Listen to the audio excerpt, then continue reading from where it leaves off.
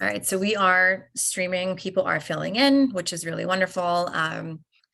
I am Jennifer Krishka, CEO of Horizon. We are a social change organization dedicated to advancing the status of all women and girls in Florida, the United States, and in Israel. I want to thank everyone for joining us today for this important webinar. And I, of course, want to thank our moderators and our wonderful elected officials for taking time out of their super busy schedules to be here and to discuss issues facing women and girls in Florida.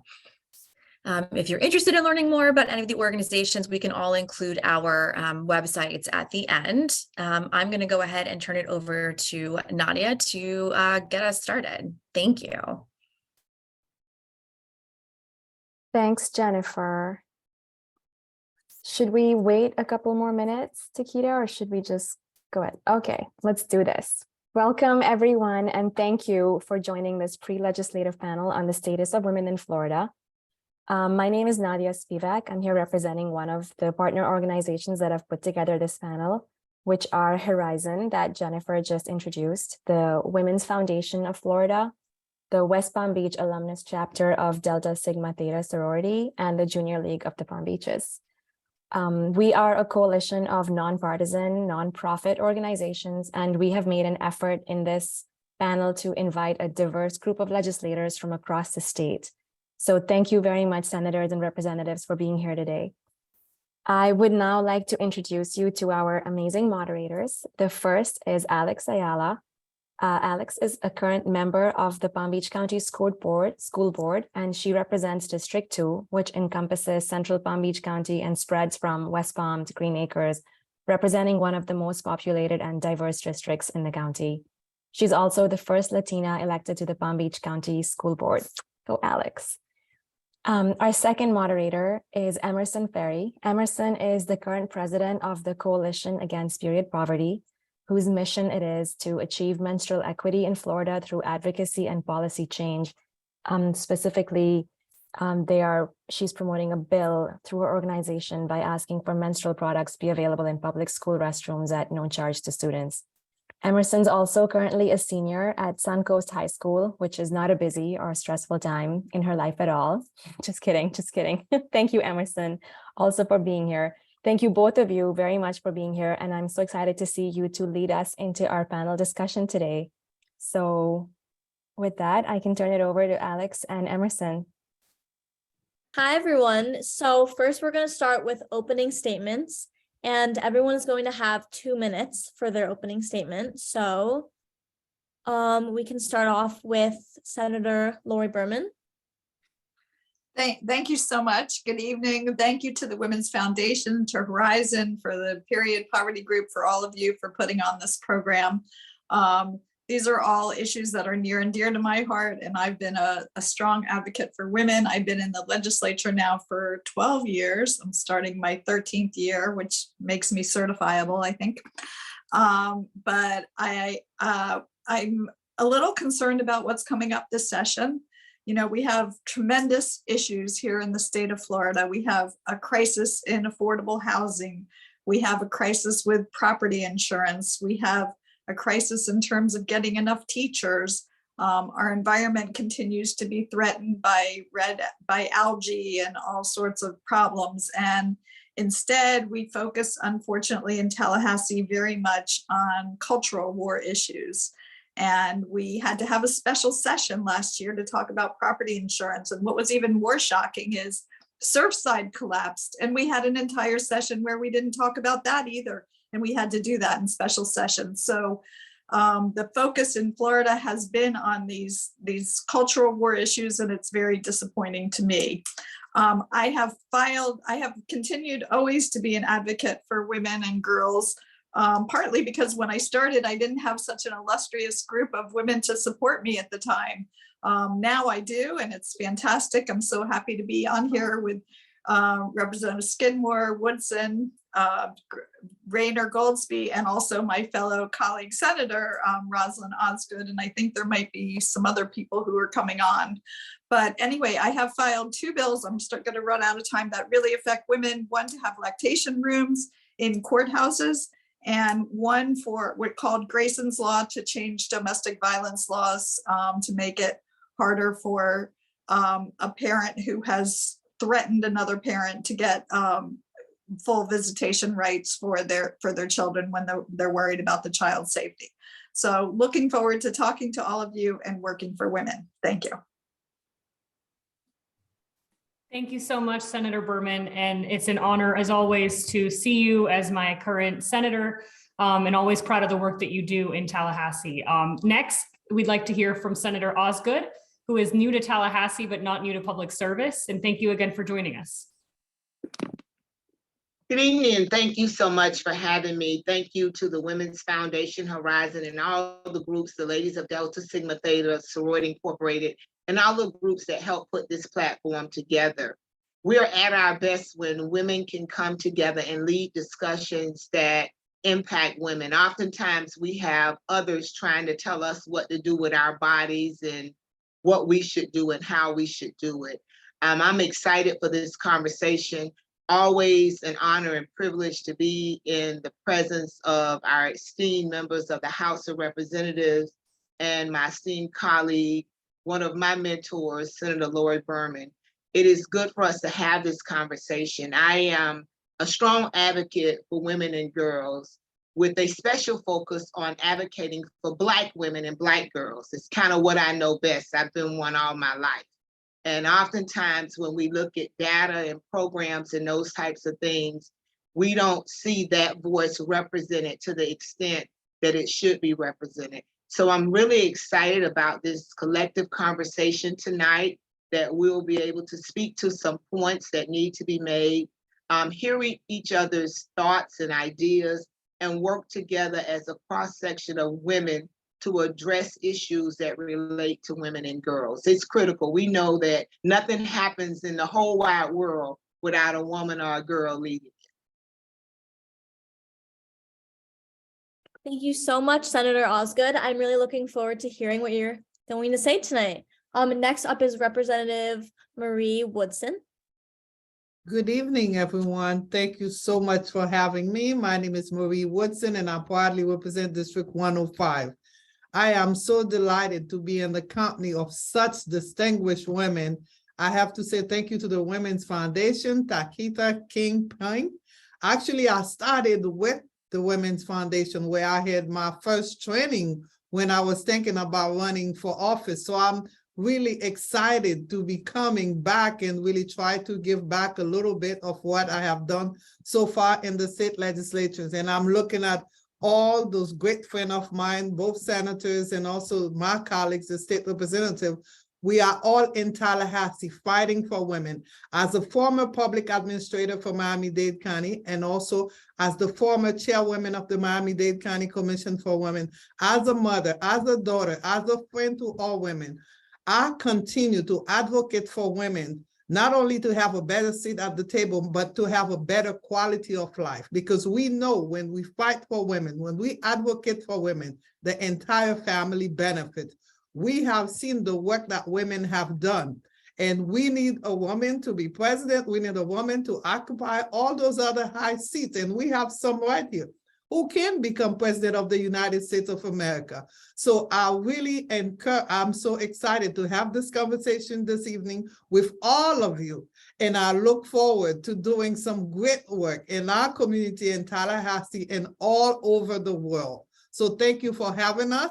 I look forward to a great discussion this evening. Thanks. Thank you so much, Representative Woodson. Next, can we do an opening statement from Representative Skidmore?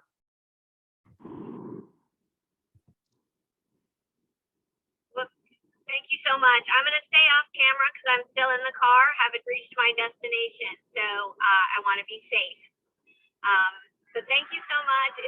I got to make a note to self: never follow Representative Marie Woodson. Her enthusiasm is infectious. I am honored to be here joining all of these women who work so hard for Floridians. My name is Kelly Skidmore. I represent District 92, which is unincorporated portions of Palm Beach County in Boca Raton, Delray Beach, and Boynton Beach. My district overlaps in almost entirely or entirely with Senator Lori Berman. I'm thrilled to be working with her on two significant pieces of legislation. One is increasing penalties for human traffickers and expanding red flag laws in the state of Florida.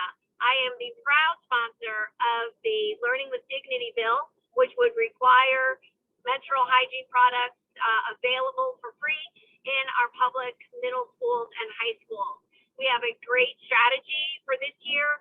Our Senate sponsor is Senator Lauren Book, who is the leader in the Senate. And I think that we are going to make sure that everyone knows how important this issue is. And we're going to show school boards and school districts how they can make this happen in all around the state of Florida so that we eliminate the absenteeism that it results from girls not having menstrual hygiene products and having to stay home from school. So I'm excited about that, and all of the issues that we're going to discuss this evening. I'm looking forward to a great conversation. Thank you so much for inviting me. Thank you so much, Representative Skidmore. I've enjoyed all of our past work together, and I'm really looking forward to what we're going to accomplish in the future. Next up is Representative Dottie Joseph.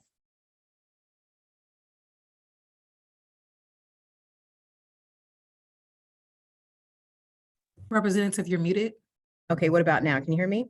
Yes. Okay, sorry about that. If I time out, my battery's low and I'm looking for a place to charge it, and I'm at a whole other event right now. So I am State Representative Dottie Joseph, and I have the honor and privilege of serving Florida House District 108, which is entirely in Miami-Dade County, the northern part of it. I'll spare you the municipalities that are in it right now. I also have the honor of serving as Leader Pro Tempore this cycle. I serve with Representative Fentress Driscoll, who is serving as the leader of the House Democratic Caucus, the first Black woman to ever lead either political party in the state of Florida. And I think it's our first time having a two-woman duo of either political party as well, so that you have that. In terms of some of the work I've had the honor of doing in the legislature so far, I'm going into my third term, so I'll just highlight a few bills real quick. One that we always try to push is to have Florida ratify the ERA. I have been successful in passing a couple of bills to support survivors of domestic violence. One that allows them to have access to unemployment compensation benefits, and another to allow them to be able to legally record their abuser who are contacting them in violation of no contact orders. Those are just some. I've teamed up with Representative now former Representative Camilla Brown to handle some things in the healthcare disparity space. And I still have several bills that I plan on filing this session to continue to chip away at that. So I look at everybody on this call to partner in getting some of those things done, like making sure that our breast cancer coverage and examinations are covered from start to finish, and making sure that we're included in studies and not just considered as little men, and a whole host of other things to make sure that women's needs are taken care of. Thank you for having me. Thank you, Representative Joseph, and congratulations on serving in leadership. I know you will represent us well, and also for pulling double duty, just another night, right? Last but certainly not least, we'd love to hear from the wonderful Representative Rayner. Hi, everyone, and thank you so much for having me tonight. I am so excited to be with you all. Takeda, I don't think the timer is running. Okay, it's running now because, you know, I'm a lawyer. I will take up some time. So, but I'm super excited to be with you. My name is Michelle Rayner Poolsby. My pronouns are she, they. I represent House District 62, which is in Southern Pinellas County and going across the Bay in Hillsborough County.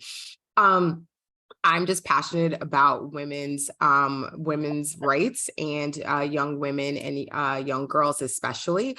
So this year, I know that we have colleagues on the other side of the aisle who have claimed that they are fearless advocates for children, and I'm not going to allow them to have that messaging. And so I'm filing a Children's Bill of Rights bill that Senator Lauren Book will be holding in the Senate. I'm also filing a social media safety bill for children that it looks like myself and Representative Tyler Soroy, who he and I are completely on different sides of the aisle.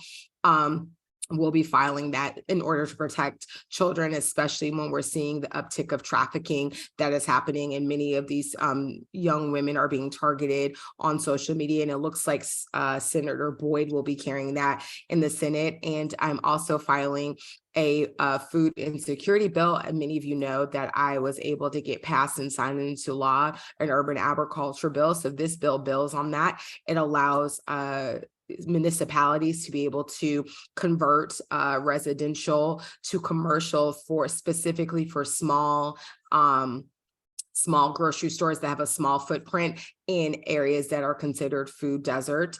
So I'm really excited about that. I think all of these issues, food, social media, Children's Bill of Rights, are all intersectional to making sure young women and girls are safe. Thank you so much, Representative Rayner-Goolsbee. And I'm going to get us started with some of our prepared questions. I'm going to start with Senator Lori Berman. I want to ask you a question about abortion access. As we all know, Florida is already a state where abortion is considered essentially banned due to waiting periods and the 20-week restriction. What further restrictions on access to abortion care should we expect in the upcoming session? And also for those of us at home, what can we do to help the fight? Thank you so much for that question. And thanks, Alex and Emerson, for being our moderators this evening. So a couple things. First of all, the ban in the state of Florida right now is 15 weeks. And there are no exceptions for rape or incest. So this is already a ridiculous ban. It's not a ban that they've made it like it's a reasonable ban. Think about young children who don't know they're pregnant. They don't even figure out they're pregnant till 15 weeks. Somebody who's been raped. Think about people who don't have the money, who are saving up money for abortions. They might be living in their car. They're not thinking about about that fact that they haven't had a period in a while. And think about people who actually want a child who don't find out that there's a genetic defect until after 15 weeks. So it's not reasonable right now. And that was what we passed last year. The rumor, and I believe it's true, is what we're going to see this year is they're going to go back. They're going to go down even further. They're going to go to 12 weeks, and they're going to add in the exceptions for rape and incest. So the idea is going to be like, aren't we wonderful? We're now going to change it and make it so that people who have rape and incest can go beyond the 12-week ban. It's still not wonderful. You're still not helping the person who needs to save the money. You're still not helping the people with genetic defects. You still may not even be helping the 11 or 12-year-old who doesn't know that she was pregnant. It might not be rape or incest. She just doesn't know that she was pregnant. She's not she doesn't know what happened. I mean, I guess it's statutory rape no matter what, if it's a younger child, but it's still going to be a horrible ban. We're going to all need to raise your voices and let everyone know this is not okay in the state of Florida, because we are effectively becoming a state where people cannot get access to abortion. And abortion is healthcare, reproductive rights. It's making sure that women can succeed in society. And what I would ask all of you to do, if you're in Palm Beach County, you've got us on your side, although we have a new legislator, a couple new legislators, and you might want to make sure they're on your side. If you're not in Palm Beach County, go to your legislator and tell them this is not okay. I want to leave a little time if anyone else wants to chime in. 40 seconds left if any other legislator would like to add anything. I mean, I'll just say, and ending, phone calls, meetings in person are best. Emails are okay if that's the only way that you can get in touch with us, but go make an appointment with your legislator, make sure they agree with you. And there will be probably some rallies. If you want to come to Tallahassee when the time comes, we'd love to have you come, because we're going to need all the support we can. Thank you. Senator, could you share the dates of this year's legislative session with us? Sure. So we start the first week in March and we go till the first week in May this year. And it will happen sometime in that time frame. They don't give us a lot of advance notice because they don't want us organizing. So it's always a last minute decision, but we'll let you all know as soon as we know anything. Thank you. Thank you. Okay, thank you so much, Senator Berman. So our next question is based around period poverty, and this is directed towards Representative Kelly Skidmore, but of course, when she's done answering, anyone else can join in. So period poverty is the lack of access to period products such as pads and tampons. Nearly 1 in 5 students across the country missed school due to not having period products. Missing school creates missed opportunities and a drop in student confidence. What is the Florida legislature doing to address period poverty for Florida students? Well, thank you so much for the question. I first learned about this issue in the organized way that it is at a legislative delegation meeting. And I was just immediately drawn to filing a legislation. So I've been a co-sponsor on the legislation for 2 years and filed it, actually co-sponsored 1 year and filed the legislation the second year. I'm filing it again. We've made just some minor changes to it. The chairperson of the committee where the bill needs to be heard has 5 daughters. So I really feel like I'm going to be able to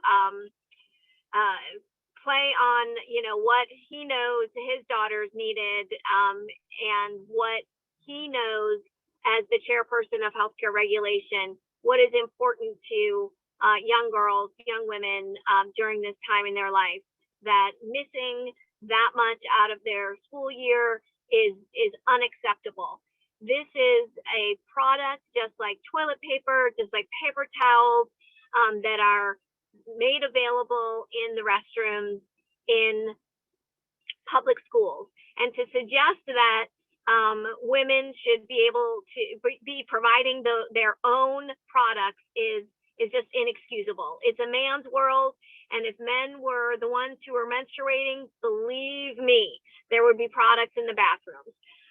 If, every athlete, every male athlete has everything that he needs when he's playing a sport, that somehow miraculously gets provided. And girls are really being treated as second-class citizens in this regard. I am very passionate about this issue. I will not stop until this happens. I don't care if I'm still elected or not. I will make sure that we find the ways and the path forward to give this level playing field to young women who absolutely need this. We've all been in school and had a quote unquote accident. We didn't expect our period to start on a certain day. We've all had to borrow a sweater and tie it around our waist to continue through the school day. We've all done a variety of things to get through that. And it's unacceptable. It's 2023, and I feel very strongly that this is our year. We're going to have a big presence 2 different times throughout the committee weeks and legislative session. And I know that we will have a lot of participation. Thank you so much for the organizations and the students who have just raised this issue and are carrying it and passionate about making sure that we provide this to girls in public school. So I am looking for co-sponsors. I hope that every woman in the legislature would co-sponsor this legislation, knowing how important it is, having been there, having done that. And so that will be another big effort. And I'm looking forward to making this change in the state of Florida. Thank you so much, Representative Skidmore. I'm really looking forward to working with you. And for those of you who will be at the delegation meeting on Thursday, I will also be there. So if anybody is going to be there, please come say hi to me and my group. So the next question we're going to ask is about the inequity in dress code enforcement and policing in schools. And this is directed towards Joseph's. So the state, citing school safety, has increased police officers on campus. We often hear from middle and high school students about unfair dress code policies and enforcement that disproportionately targets females of color. Black female students are 5 times more likely to get in trouble for a dress code violation. These violations can often lead to arrest and entry into the justice system. How can the state legislator do more to protect female students and ensure that they feel safe and respected at school? Thank you for the question. So there are a number of things that we can do, but let's kind of give people a little bit of context as it relates to the laws that do protect these girls, whether they're Black or not. So under federal law, we have some protections against discrimination in education, specifically in Title IX and Title VI, and the U.S. Constitution's Equal Protection Guarantee. So public schools cannot enforce a dress code based on gender or race-based stereotypes, or at least they're not supposed to. So that's kind of like the underpinnings of where the protection lies. Similarly, at the state level, we also have some protections against discrimination, although the legislature has been, let's say, let me rephrase that. The Republican-dominated legislature has not taken too well to efforts to pass, for example, the Crown Act. Now, most students who have encountered these dress code violations in one form or another, from spaghetti strap bans or crop top bans that disproportionately just target women, regardless of what their race might be, and restrictions on hairstyles, hair length, head coverings. So then you layer in a level of religious discrimination as well. Despite how common these things are, school dress codes and grooming policies often reflect and reinforce outdated sexist stereotypes and may disproportionately be enforced against students who are more likely to be policed in general or perceived as deviant by schools, which means that Black and brown girls tend to be not just disproportionately targeted and I don't want to say just targeted, but also end up going through the disciplinary process. But in particular, there's a concept known as adultification bias. What do I mean by that? So Black girls or other women of color are often, or other girls of color are often seen as less innocent and more adult-like and aggressive or threatening and less in need of protection. So when you start talking about dress code, they're like, oh, well, she dressed like that anyway. So that's their excuse to not extend some of those protections, but that's a perception bias. So these are some of the things that exist. There are a couple of things that we can do in the legislature to help protect our girls in this process so that they're not disproportionately targeted or enforced against, but that's going to take some real partnership on both sides of the aisle to get that done. Thank you so much for that amazing answer. There are still around 25 seconds if anyone else would like to add anything to that, but that was an amazing answer. Especially being a junior in high school, I really feel like this, even though I am not as disproportionately affected, I see those around me being affected by it, and it's really something that needs to be taken care of and action needs to be taken. So if no one has any other responses. I would just jump in, recently coming from a school board, and say that you're right on. When we implemented law enforcement officers in schools in Broward County, many students reached out to me, especially minority girls and boys, to ask, why are you doing this? You know, now school was the one safe place I had. Now it just became unsafe because you put me in a position to be racially profiled or mistreated. Thank you for that input, Senator Osgood. And it is important to think about how this filters at the school site level, right? Being on a school board as well in Palm Beach County, we confront these issues every day. And it's the balance of understanding the real impact of not having what you need to have a school day, which impacts young women much larger than young men throughout the world.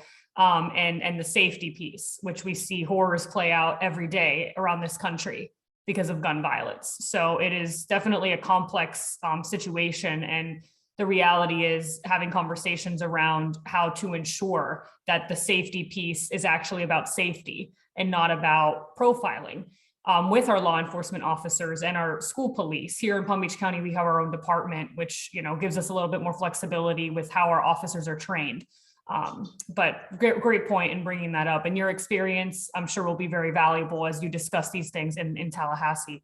This question, go ahead, Representative Joseph.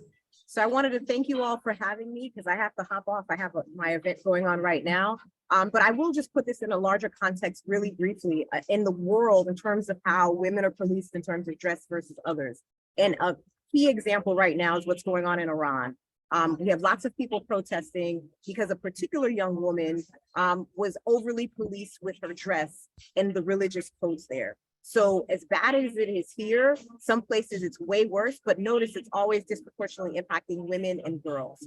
So with that, I thank you all for being here with us today. And I love being with you, but I gotta run. Thank you for your time. Bye-bye. This next question is around paid leave and sick time, and it is directed towards Representative Marie Woodson, but of course, anyone is welcome to join in if they have thoughts. Representative Woodson, there are currently no requirements in Florida for employers to provide paid sick time or paid family and econ medical leave. The impact of not having this paid time off and leave has long-term impacts that include financial hardships for individuals and families. Individuals of color, women, and LGBTQ+ workers are least likely to have access to these benefits. What will it take for elected officials in Florida to prioritize the need for paid sick time and family and medical leave? Thank you so much for this very important question. And this is an issue that is personal to me and also to so many of us in the state of Florida. As we know, we are reeling from a pandemic, first of all. And we saw during the pandemic how many of our people who have not only lost job, but do not have paid leave or sick time.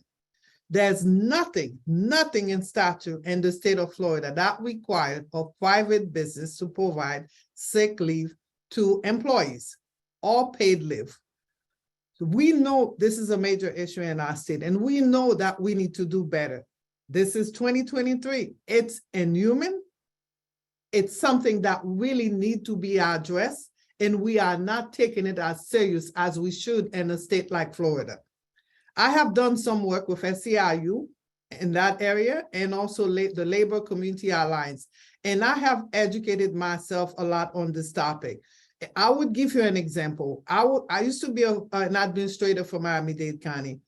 My mother suffered a stroke and she was in the hospital for 3 months. Now, my mother did not speak English that well. I did not want her to be in a hospital setting where she would have been mistreated. So I requested 3 months off from my job to take care of my mother. Thank God I had paid leave.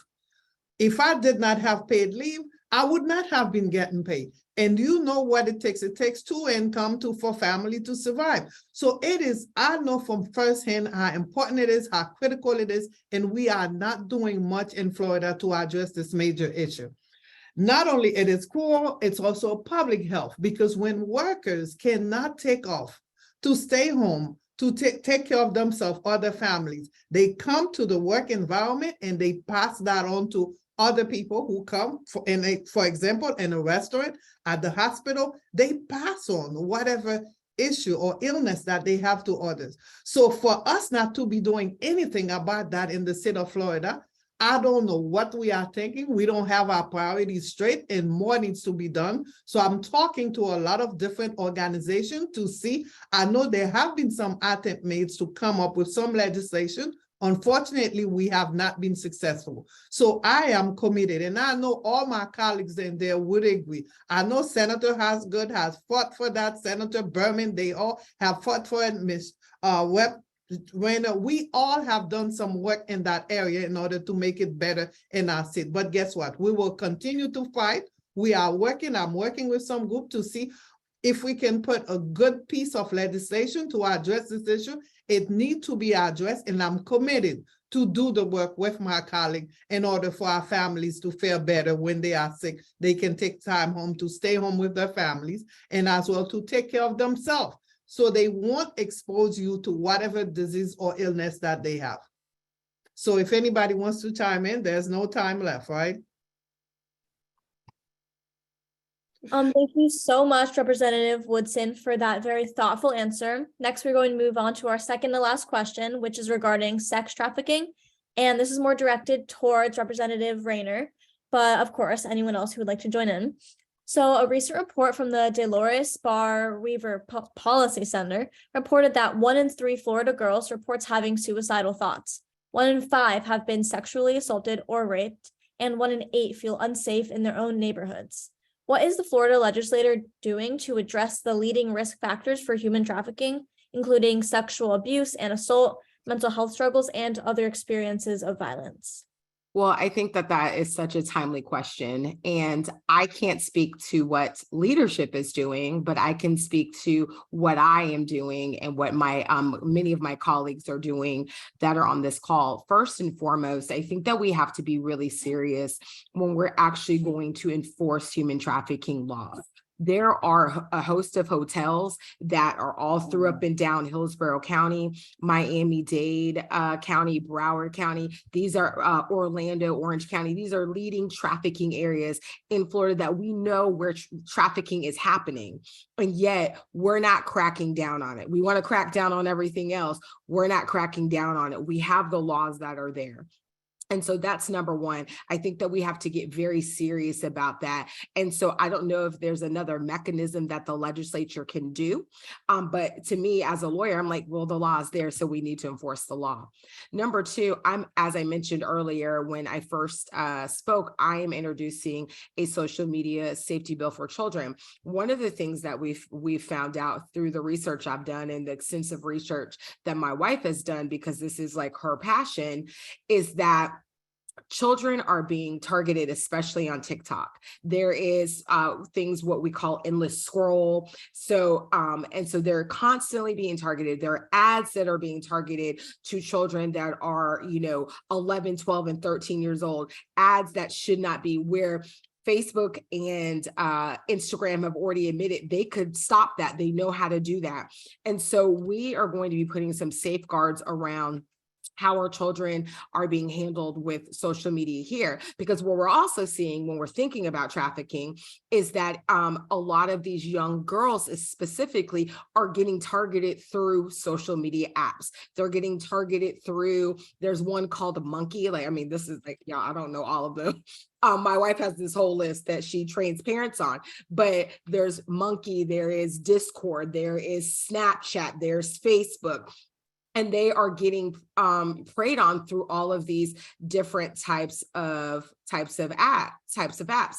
And the last thing that I actually had a conversation with the secretary for DCF, we're going to start talking about possibly training parents and foster parents on these new social media apps, what they need to be looking for, the signs that they need to be looking for to see if their child, whether it's a boy or girl, whomever, but their child, if they are being preyed upon and what type of information that they need to have. Because one of the other things is that we need to make sure, even as a legislature, sorry, this is my dog, that we're empowering parents to check the phones, to know how to check the phones and know the signs that they need to look for. That's amazing. Thank you so much, Representative Rainer Goolsbee, and for the advocacy and awareness that you're bringing to this. And for those of you watching, or those of you who don't know, January is Human Trafficking Awareness and Prevention Month. The School Board of Palm Beach County will be reading a proclamation next Wednesday to that effect. And it's so important, as Florida is, I believe, the second or third state in the nation with the highest rates of trafficking. And it's a horrible, horrible, very easy thing for our youth to get sucked into with all of the access that is right in the palm of their hand every day. So we have to make sure that we're not only fighting to prevent it, but fighting to help those who are coming out of it. It's a very seedy, very dirty system. And I hate to see youth get pulled into those situations. So thank you for bringing awareness to this and trying to fix our legislative system. This next question that is prepared is our last one, and then we'll be going to Q&A from our audience. This one is for Senator Osgood, and it's around literacy. Think you know a little bit about that. International and national studies conducted over the last year have shown that the loss of instructional time for elementary school children has led to not only drops in measurable student achievement, but a generational loss in literacy standards, particularly for low-income and special needs students. Data gathering efforts are weak at best in Florida. Are there any plans to address gaps created in literacy and education access through loss of instruction time with intervention strategies such as summer learning or tutoring. And I want to preface this by saying that school districts did receive federal funds to help overcome the gaps that were created by the pandemic. But beyond that, and beyond those positions that are set to expire later this year, what can the Florida legislature be doing to ensure that we're getting our students back on track?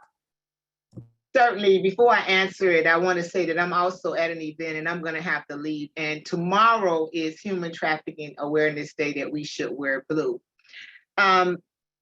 Schools did receive funding. Some districts in Florida had to fight for that funding to actually come to the school district because the governor's office kind of decided that the schools didn't need it, but that's a whole nother discussion. So many schools have district plans, and they've been implementing those plans this school year to add additional intervention strategies to address the many gaps that was caused by the COVID pandemic, whether it's low performing kids or high achieving kids. And a lot of the federal money is being used, but you also have groups like the YMCA and the Children's Service Council, and many municipalities have joined in efforts to provide educational opportunities to students and those most at risk. So one thing that schools are running into with the way that the state progress monitoring works now in K through second grade is they are using the STAR as a reading assessment, but in grade 3 and above, they are using the FAST. So you have two different measures being used, which the FAST is testing the students' mastery of standards. And many school districts are saying that they cannot ask their teachers to do additional reading assessments. For example, the truth is if Mercedes takes a test and she scores level 1, how does the teacher really know that Mercedes is on a reading level or has mastery of that grade level standard skills? So we need to make sure that all of our schools are using curriculums based on the science of reading, and that they are teaching things like phonics and how to decode words. It is very important that you have the tools of reading, the skills that can help you attack a word, break down a word, even if you don't recognize it. Basic phonics and those things will really help you do that. And all the pre-K to 5th grade teachers, as well as upper level teachers, they need the proper funding for additional professional development to help them. So when 3rd graders who are not reading on the 3rd grade level right now will have a very difficult time with learning gains on the FAST if they cannot fluently read the passage and questions of the test. So reading proficiency by 3rd grade is our key to solving these problems. However, we continue to be mixed about what that really is. We talk about proficiency, we talk about reading. We know reading is just interpretation. It does not mean because I read, I have proficiency. So if we begin to approach it and think about competencies, competencies are created to define sets of knowledge and skills and concepts and a mindset that a learner needs to know and to be able to do. Reading is more than just, mastery is more than just interpretation. So learners progress once they have demonstrated mastery of competencies, not after they have spent a certain amount of time in a course. I was a slow reader. You know, it took me a while to get it. So you can't base students' learning on the time that they spend in a course. That's why after school programs, Saturday programs, all of those things that extends the arm of the school district, a lot of our parks and recs, they all should have components around literacy. And notice I'm not saying reading because there are two different things around literacy. So mastery and proficiency then gives us an opportunity to assess competencies and position learners to achieve competencies. So the whole way we talk about education, we have to spend more time talking to the people that are experts in that field. Senator Berman and I are on the pre-K to 12 committee, and I'm looking forward to us having some really good discussions, because a lot of times what happens to local school boards is the state implement laws and policies, and they enact laws and policies, but it's impossible to implement them on the local level. And they may have one intent, but when you implement the policy, it does not achieve the outcome of the intent. Thank you so much for that amazing answer. And I want to say thank you from all of us for all of your wonderful answers, representatives and senators. And so now is the time that we are going to enter into the audience questions. So we have a few of those. The first one is directed towards anybody, anyone who has an answer, feel free. And so we're going to try to limit each question to. Shows signed in as me, unfortunately. Okay, can you take that from me? And then where did the volume go? Representative Skidmore, you are unmuted. Okay, I'm not sure if you meant to be unmuted. So sorry. I got kicked out and I've been having a little trouble getting back in. So Welcome back. You. Okay, so first question is, do you feel you have bargaining chips as a promoter of women's issues when asked to support other bills?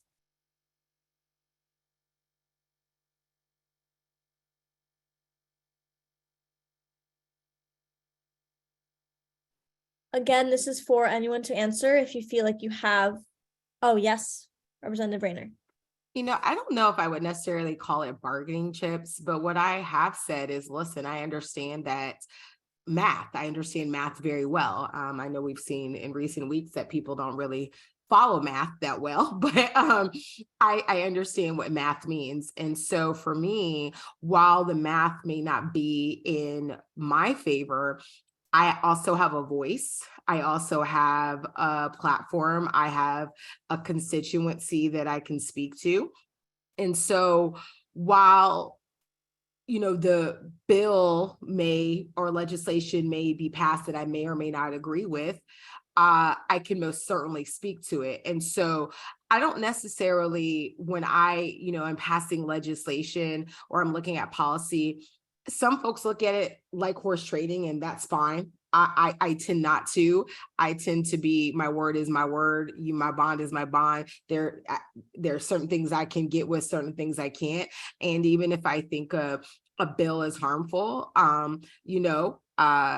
there are times I will say, listen, like, I have a very loud voice, so why don't you go ahead and calendar my bill? And then, those are ways that you can bargain. Those are ways that you can, make sure things can get heard. But as far as, some of the quid pro quo that we see that kind of is like disgusting and icky to us, I can confidently say all of the women that are on here and that were on here and have left do not do that. Because that's icky and no one elected us to do that. But I think that there are ways that we can say, listen, I have a voice. So this could be a very loud no or a very quiet no. How would you like it? But this is what I need to make sure that my constituents are taken care of. And that doesn't feel as icky as some of the other stuff that we've seen. I would 100% agree with my colleague. And I was going to say the same thing, that the people who are on this call tonight, the reps and senators, are not the ones who are, we call them, the other people, much more transactional, and they're making deals and trying to figure out, we're probably less so. We don't use the bargaining chips as much, but we use our strategy and we figure out what's important. And as long as we can get support from everyone, that's how we get things done. And so I'm going to have to run off, but that's my final idea for all of you. There's over 100 participants on this call, which is absolutely amazing. And the fact that you've stayed on and listened to everything means that you're engaged. So keep staying engaged, please. Each of the groups that you're on here for are sending out information during session. Once we start session, we really need you to be there to either come up or continue to have your voices raised. Thank you all for doing everything you do. And it gives us the strength to go to Tallahassee and do what we need to do, knowing that we have such a great group of women behind us. So have a great evening, everyone, and I'll be in touch with you all later. Thank you. Thank you, Senator Berman. And I want to say to Representative Rayner Goolsby's point, just it's important that we show up. They're trying to make it harder for us to show up in Tallahassee, to be in the Capitol, and to make our voices heard. And it's important that we support our legislators while they're doing this work. And I want to use this opportunity to ask a question that was asked from the audience from Rosaline Joseph. How can local women's groups support your endeavors during session with the challenges that are being placed and the roadblocks with access to Tallahassee that already exists, given that it's hours away for most, it's an expense, and that they really tamper down on public comment during different committees or during different parts of the process? How can all of the folks listening to us at home who are, empowered and fired up and ready to go, how can we support your endeavors and this legislation that we've been discussing tonight? And that's open forum, so anyone. Well, I think doing what you're doing right now, having a forum like this, spreading good information from women legislators who are willing to fight for what we believe in, fight for women and girls, but also lots of other things too. But the way that you engage is you pick off one of our naysayers one at a time. It's a little bit like death by 1,000 paper cuts. So, I would start with Republican women and making sure that they understand how important these issues are. We are still outnumbered as women in the legislature in both the House and the Senate, but we are improving our numbers. But it doesn't help if only some of us are there and only some of us are working for the benefit of all women and girls. And so I would say thank you for having this forum. Thank you for inviting all of these fierce women who I have the pleasure to work with and the honor to serve with. And we're the choir that you're singing to tonight. So what I would ask is that you reach out to our Republican women colleagues and find some common ground where we can all work together. And that we're not going to agree on all things, but the more little things that we can do together and make progress, the more we will continue to be able to do, because we will start building that trust. And you can definitely help us with that. Hey, does anybody else have anything to say on that matter, or can I go on to the next question? Okay, so this question is from Alexa Lane, and it asks, are there any plans to attempt to pass proactive legislation to counter the abortion bans? Well, there's always attempts, but I mean, I think that as we have all mentioned, that the math isn't there, right? The math is not there to ensure that abortion rights are intact. And I want to be very, very clear. There is no such thing as a reasonable abortion ban. There is no such thing, because anytime that you limit anyone's access to have an abortion, whether it is by going to a doctor, whether it's by medical abortion or anything of that nature, or even, we were having the discussion about Plan B. They had to make the announcement that Plan B is not an abortion bill. I'm like, simple science and math. There's no such thing. So yes, there could be attempts by us on the side that supports a person's right to make a personal medical decision. And you will obviously see us fight for that. But we also have to be very clear, realistic of the makeup of the legislature and what the current governor has said that he is wanting to do. And unfortunately, he has people who are in lockstep with him that see no point in protecting a person's right to make that very, very personal medical decision. Thank you so much, Representative Rayner, for sharing that information with us. And unfortunately, after a wonderful hour together, we're coming to the close of our time. And I wanted to offer you, Representative Rayner Goolsbee, the opportunity to take us out with an initial closing statement before we move to Representative Skidmore. Awesome. Well, first off, thank you so much, as always, for having me and just always engaging us. I'm just so excited that there's so many tremendous people on this call. But I think to Representative Skidmore's point, keep doing what you're doing. Keep being involved in organizations such as this, getting involved, advocating. You know, as I was sharing with someone today that, you know, we can only do so much in Tallahassee. We really lean on y'all. You are the people that give us strength. You are the people that make sure that we are able to do the things that we need to do. And then you're the ones that we point back to and say, listen, our constituents said this, and it's not just one, it's a lot. And so I appreciate, you know, when women get together, because we know that we can change the world and we know that we are powerful. And so I would just say, continue fighting the good fight and continue doing all the things that you're doing to make sure our community is safe and protected. Thank you so much, Representative Rayner. We've really appreciated having you on the call. Next is Representative Kelly Skidmore for your closing statement. Well, thank you again, ladies. This is always such a powerful time to spend together. I encourage you to keep increasing your ranks, building your network, growing the organization so that you can come to Tallahassee and really have your voices heard. I can't overestimate the importance of coming to Tallahassee, and I know how difficult it is.